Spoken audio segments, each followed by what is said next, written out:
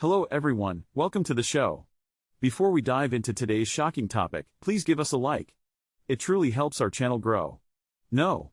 What truly kills financial markets isn't singular credit loss, but systemic loss of trust. Blackstone's $83 billion flagship private credit fund, BCRED, reported its first monthly loss of 0.4%. This seemingly insignificant figure marks the complete collapse of a 4-year high return, no risk myth.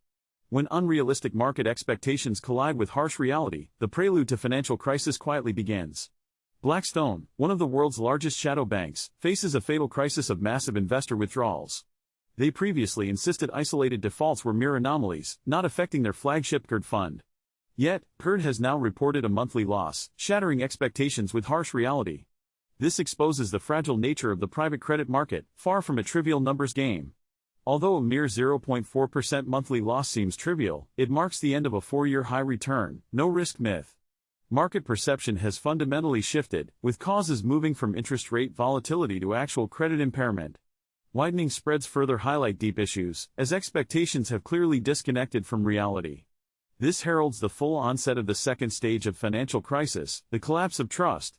Financial crises typically evolve in 3 stages, beginning with scattered credit defaults. Wall Street often dismisses these isolated incidents as lone wolf cases, choosing to ignore them. However, Blackstone Group is now in the critical second stage, the complete disconnection of expectation and reality. The truly fatal shift is from interest rate volatility to actual credit impairment and widening spreads. This is the core issue. The truly fatal aspect isn't the 0.4% write-down, but the ensuing liquidity spiral. When investors lose trust in fund managers' valuation logic, massive withdrawals inevitably occur. This forces funds into fire sales within highly illiquid private markets. This, not mere losses, is the true cause of financial tsunamis. Blackstone President John Gray attempted to soothe markets with a 50% recovery rate and low-leverage mathematical model. However, this numbers game completely ignores the fundamental psychological bedrock of financial markets. The 2008 subprime crisis proved that asset credit often holds up over time. Yet, insufficient liquidity and the collapse of public trust can swiftly destroy an entire banking system. The private credit market's true scale is severely underestimated, potentially reaching a staggering $4 trillion. The risks inherent in this vast junk pool are rapidly spreading to the real economy. Recalling 2008's toxic assets, the Fed's Maiden Lane portfolio actually profited $11 billion after holding them to maturity. This proves that asset credit itself can be sound, but insufficient market liquidity is the fatal key. The public withdrawal of 2 major European insurers, distancing themselves from private credit, is a critical warning signal. As long-term, stable cornerstone investors, their exit labels private credit as toxic assets. Once institutional investors refuse to differentiate between good and bad for reputation, the entire sector faces a collective sell-off. This is more than a mood recession, it's a structural collapse of the shadow banking system. Facing economic downturns and mass layoffs, the shadow banking system can no longer hide its underwriting flaws. The wave of mass layoffs further exposes the complete bankruptcy of past strong resilience macroeconomic narratives. The current economy is in a junk output period, with systemic deflation signs already emerging. We must be vigilant. This financial crisis is far more profound than we imagine. The true crisis isn't merely credit loss. It's a complete erosion of trust, fueling a self-perpetuating liquidity spiral. Blackstone Group faces a fatal crisis. Their credit isn't questioned, but their credibility is at stake. This shows how easily trust erodes. They say one thing, then shift the narrative when things worsen. Just like the 2008 crisis, the issue wasn't subprime loans themselves. For years, they claimed a robust economy, just a vibe session recession. Negative payrolls, however, reveal the truth. What kills the market is not credit loss itself.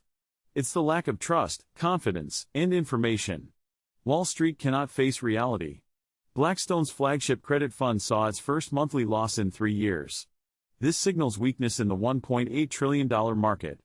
The problem asset pool could reach $4 trillion. BCRED fund lost 0.4% in February. This decline wasn't due to interest rates, but an escalation of credit issues.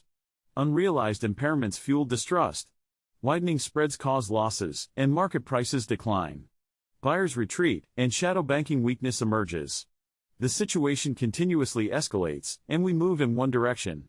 This concerns the toxic asset problem, fundamental to modern market operations. No. The world's largest private credit fund, for the first time, openly admitted losses due to credit defaults. This caused unprecedented chaos and turmoil in the financial world. John Gray rushed to counter, but struggled to quell market panic. The fatal crisis isn't credit loss itself, but the collapse of market perception and trust.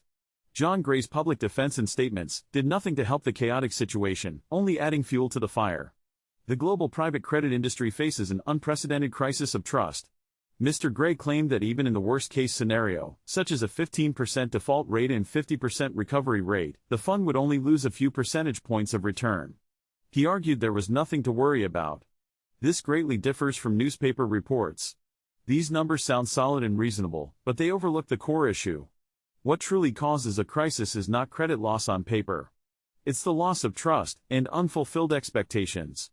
For years, Wall Street set unrealistic expectations. They promised huge returns with almost no risk. Despite lengthy legal fine print, it was about sales strategy and investor perception, not the terms. When reality inevitably intruded, Wall Street, unable to deliver on promises, was shocked. They retreated to legal documents, claiming they never said no risk. However, this was completely irrelevant at the time. Reputation is paramount, as it all reverts to prior expectations. Failure to meet these expectations traps everyone in a worsening situation. Investors are not entirely blameless, choosing to believe in high returns with no risk. The characteristic of risk is that it lurks for a long time. Then, all of a sudden, it fully manifests. People fall into recency bias, believing bad things won't happen. Wall Street exploits this bias to make money. Two major European insurance companies began to distance themselves from private credit. Once the market's reputation sours and it's labeled toxic asset, all distinctions become irrelevant. Safety is paramount. Institutions choose to abandon everything, maximizing their distance.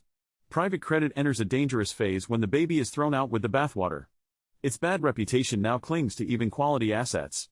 Two major European insurers have publicly stated they are distancing from private credit. This signals severe market concerns about its reputation. Blackstone's John Gray is losing credibility due to investor withdrawals. Investors in the world's largest private credit fund have clearly expressed dissatisfaction with his explanations. Ares CEO even asserted that UBS's predicted 15% loss rate is absolutely impossible. He even dismissed this forecast as irresponsible. This situation bears a striking resemblance to the 2008 subprime mortgage crisis. Many mistakenly believe that crisis was caused by actual credit losses from subprime loans. In reality, actual losses were very small then. For example, Blackstone funds mere 0.4%. What kills markets is never credit loss, but the collapse of perception, confidence, and trust. This is what I mean when I say credit losses didn't kill the market. In 2008, subprime mortgages created an impression of hundreds of billions in losses. But that wasn't the reality. Actual credit losses were surprisingly small.